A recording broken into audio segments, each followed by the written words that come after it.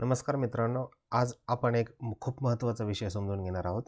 एफ-डीपेक्षा mutual fund का चांगला ठरतो? हा व्हिडिओ खास त्या लोकांसाठी जे पैसे सुरक्षित ठेवू इच्छितात पण त्याचबरोबर लॉंग टर्ममध्ये वेल्थ पण बनवू इच्छितात. आपल्यापैकी बरेच लोक एफ-डी करतात कारण एफ-डी सुरक्षित वाटते. पण प्रश्न असा आहे, एफ-डीमध्ये पैसा खरोखरच वाढतो का?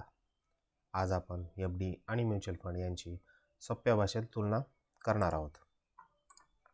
एफ-डी म्हणजे सर्वांना माहिती आहे फिक्स्ड डिपॉझिट. आपण बँकेत ठराविक काळासाठी पैसे ठेवतो आणि त्यावर ठराविकच व्याज मिळतं. म्हणजेच आजच्या डेटमध्ये 6 ते 7% रिटर्न मिळतो एफ-डीवरती. एफ-डीचे काही फायदे नक्कीच आहेत. कॅपिटल सुरक्षित राहते, आपले पैसे सुरक्षित राहतात, रिटर्न फिक्स असतो जे की मी सांगितले 6 ते 7% आणि शॉर्ट टर्मसाठी एफ-डी चांगला पर्याय. म्हणजे काही अचानक जर लागले पैसे आपल्या तर एफ-डीमधून आपल्याला पैसे शॉर्ट टर्मसाठी काढता पण येतात. सिनियर सिटीजनसाठी एफ-डी उपयुक्त ठरतो असं सर्वसामान्यांचं मत आहे. एफ-डीचे जसे फायदे आहेत तसे तोटे पण आहेत. रिटर्न कमी असतो, त्यावरच टॅक्स लागतो आणि सर्वात महत्त्वाचं म्हणजे एफ-डी महागाईला हरवू शकत नाही. म्हणजे एफ-डी इन्फ्लेशन गाठू शकत नाही. इन्फ्लेशन म्हणजे काय? म्हणजेच महागाई म्हणजे काय? आज सध्या महागाई 6% असेल आणि एफ-डी 7% जर रिटर्न देत असेल तर तुमचा खरा नफा किती असणार आहे मित्रांनो? फक्त 1%. म्हणजे पैसे दिसायला वाढतो पण खरेदी शक्ती वाढत नाही आहे, म्हणजे रिटर्न वाढत नाही आहेत. म्युच्युअल फंड म्हणजे काय? सर्वांना माहितीच आहे. म्युच्युअल फंड म्हणजे अनेक लोक पैसे एकत्र गुंतवले जातात. अनेक लोकांचे पैसे एकत्र गुंतवले जाते. हे पैसे इक्विटी, बॉन्ड्स अशा विविध ठिकाणी इन्व्हेस्ट होतात आणि प्रोफेशनल फंड मॅनेजर ते मॅनेज करतो. ज्या त्या फंडनुसार वेगवेगळे फंड मॅनेजर असतात तर ते तुमचे पैसे मॅनेज करतो. म्युच्युअल फंडचे फायदे काय? तर म्युच्युअल फंड हा सगळ्यात मोठा फायदा म्हणजे लॉंग टर्म म्हणजे जास्त रिटर्न देतात. सरासरी 12 ते 15% रिटर्न आपण मानून चालूया लॉंग टर्मला मिळू शकतो. SIPमुळे डिसिप्लिन तयार होते आणि इन्फ्लेशनला SIP ही मात देत असतो.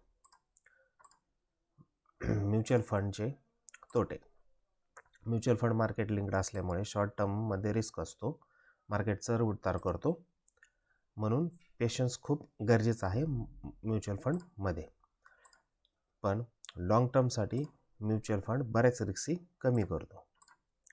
आता एफ-डी आणि म्युच्युअल फंडचं कम्पॅरिझन जर करायचं म्हटलं तर एफ-डीमध्ये रिटर्न कमी आणि रिस्क कमी असते. तसेच म्युच्युअल फंडमध्ये रिटर्न जास्त असते आणि लॉंग टर्ममध्ये रिस्क मॅनेजेबल असतो, म्हणजे कमी प्रमाणात असतो. वेल्थ क्रिएशनसाठी म्युच्युअल फंड जास्त प्रभावी ठरतो एफ-डीपेक्षा.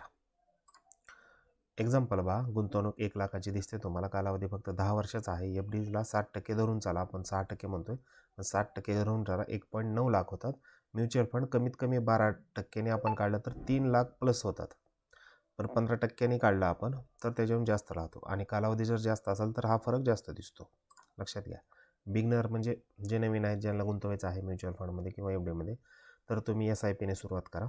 मार्केट नॉईज टाळा, मार्केटच्या न्यूज टाळा, पॅनिक डिसिजन घेऊ नका आणि लॉंग टर्मसाठी दृष्टी ठेवा, म्हणजे लॉंग टर्म गोल्स ठेवा. कन्क्लुजन बघा, शेवटी एफ-डी वाईट नाही, पण एफ-डी वेल्थ क्रिएशन पण होत नाही आहे. जर लॉंग टर्ममध्ये पैसे वाढवायचे असेल तर तुम्हाला उत्तम पर्याय हा म्युच्युअल फंड SIP मार्फत चांगला पर्याय दिसू शकतो मित्रांनो. धन्यवाद.